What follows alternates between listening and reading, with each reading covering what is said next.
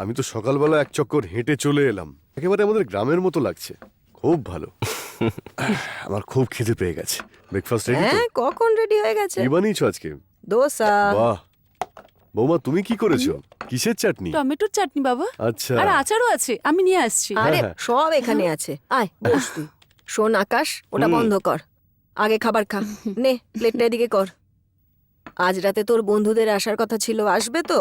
হ্যাঁ মা, সবাই আসবে। হুম। জানু তোর দাদার না আসার কথা, কবে আসবে? 2-3 দিনের মধ্যে ট্রেনিং শেষ হয়ে যাবে। শেষ হলেই চলে আসবে মা। মা, খাওয়া হয়ে গেলেই কিচেনের কাজগুলো সেরে নেব। আমাদের বাড়িতে বড় বাসন আছে না? না নেই মা, শপিং করতে হবে, অনেক দূরে যেতে হবে, আমার কাছে সময় নেই। আজ যেভাবে হোক ম্যানেজ করে নেব। ঠিক আছে, যা যা বাড়িতে নেই তার একটা লিস্ট কর, আমরা নিয়ে আসবো, দুজন একসাথে যাব। হুম ঠিক আছে মা। সব নিয়ে চলে আসবো। আর এগুলো তো সারা জীবন ধরে ব্যবহার করতে হবে। হুম আরে আমরা তো আর এগুলো ফেলে দিতে পারি না। যেমন আমাদের পছন্দ না হলেও একসঙ্গে থাকতে হয়। Stop it.